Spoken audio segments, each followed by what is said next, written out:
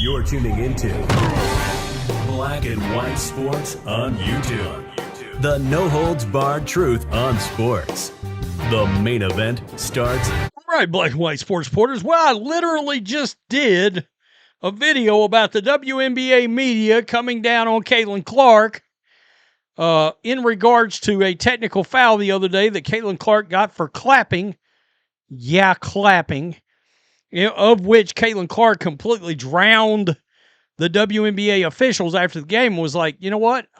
You might as well just mark down my next suspension because I'm going to keep playing with the emotion and the vigor that I'm playing with now. We all applauded that, right? So that was the article we talked about earlier. I want you to keep in mind, in a game against the Atlanta Dream, Paige Bueckers got a foul back in May of 2026. That's this year. That's last month. She got a technical foul for aggressively clapping. But the league overturned the penalty after determining the technical foul was not warranted. Well, are they going to do the same for the league's biggest star? The league's biggest star, of which that story was written about the television ratings that we're going to talk about in a minute.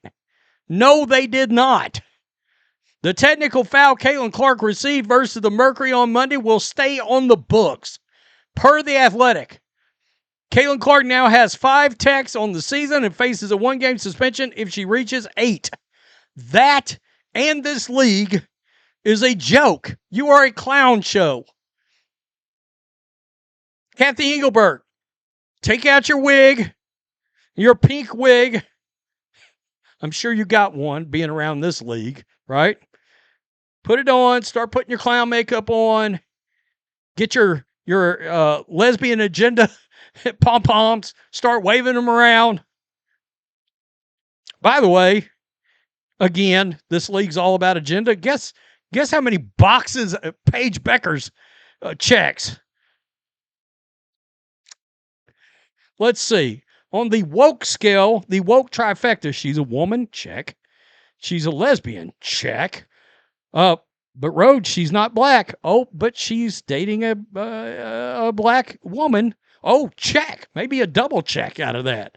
Discount double check out of that one. Agenda. Straight white girl? Nah, forget about it. Also, throw in a nice lathering heaping helping of Paige Bueckers went to UConn. Oh, the UConn Mafia made the call. She got her clapping technical rescinded. Caitlin Clark, the straight white girl that played out of Iowa, nah, we're not going to allow Caitlin Clark to conduct herself in that manner in this league. Do y'all want this league to make it or not? I don't understand it. I don't get it. I mean, seriously.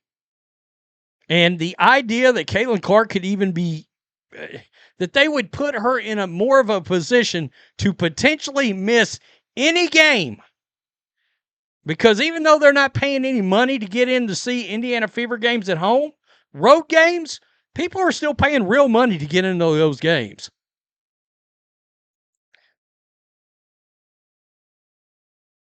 Unbelievable. The ratings right here.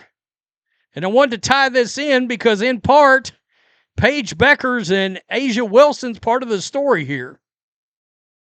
All right, the ratings came out the other day. The Toronto Tempo and Indiana Fever game got 1 million viewers on USA Network. It's funny. Now that the ratings have kind of rebounded, they're starting to release the ratings again. It's funny how that works. They're still not putting out Ion ratings anymore. The game averaged 1 million viewers according to Sports Media Watch, making it the largest audience for a WNBA game on cable or streaming this season. Well, so they probably haven't had an ESPN game yet. That's something to point out, right? So, That's a big number for the WNBA considering the network on which it came. This wasn't ABC, it wasn't CBS, it wasn't a national broadcast network with a massive reach. It was USA Network, a cable channel, in the middle of June on a Tuesday night. Before Clark arrived, that was the kind of number that was almost impossible for the WNBA to hit. In fact, prior to Clark's season, Sports Media Watch noted the league had gone nearly 16 years without a seven-figure television audience. The last one came in 2008 when Candace Parker's first professional game drew 1.07 million on ABC.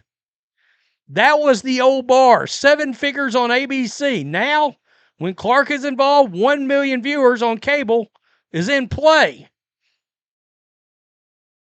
Indiana's opening weekend game against the Dallas Wings averaged 2.49 million on ABC. And then the Clark and the Fever faced the Liberty on CBS earlier this month. It averaged 2.56 million. That game peaked at 3.02 million. Every time Clark produces monster ratings, a response from certain corners of the sports media world is to turn it into a general women's basketball story. And sure, there's some truth to that. More people are paying attention to women's basketball, both college and professional, than ever before. But why are they paying attention? That's the part so many seem to be afraid to say out loud. But we're not. It's because of Caitlin Clark. Right there. 1 week after Clark and the Fever drew 2.56 million on CBS against the Liberty, the Minnesota Lynx and Aces played on CBS in another key national window. It had the recipe to draw a huge number for the league. It was a premier matchup between one of the best teams in the league, the Lynx, and the defending champion Las Vegas Aces, led by arguably the league's best player, A'ja Wilson. Those same corners of the media like to argue that Wilson is the actual superstar of the W, not Clark.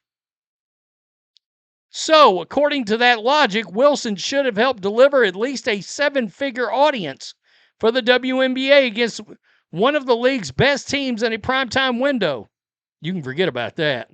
But nope, the game drew 872,000 viewers.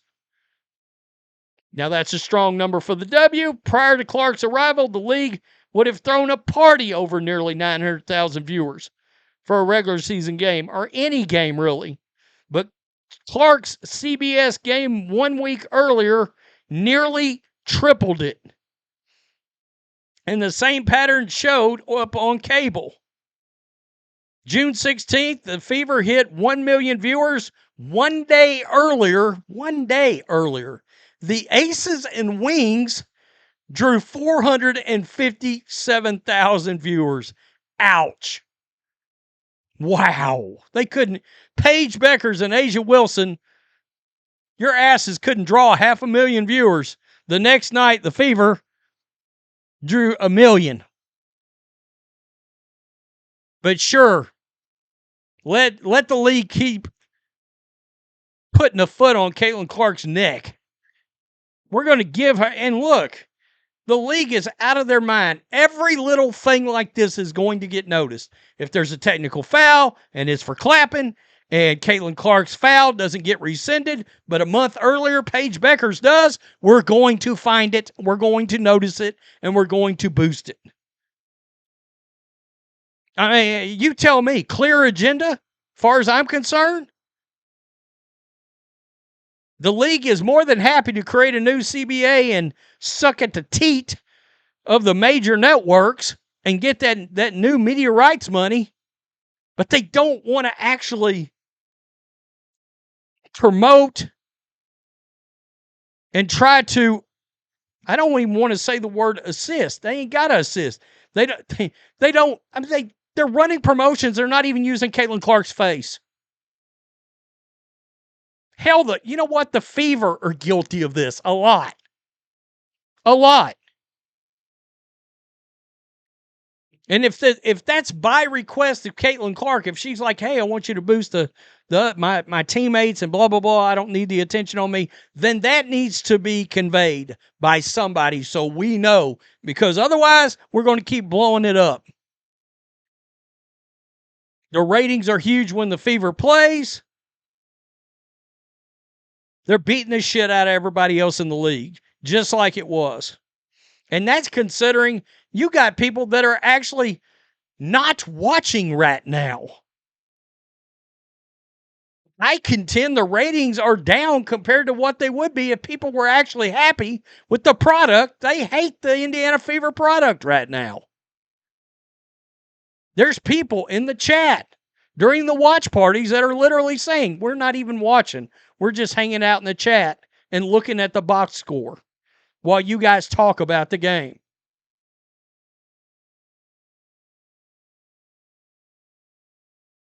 That's crazy. That's crazy.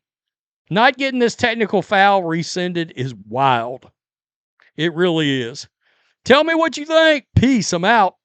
Till next time. Thanks for watching the show. Be sure to like, comment, and subscribe. Be sure to tune in next time on Black and White Sports.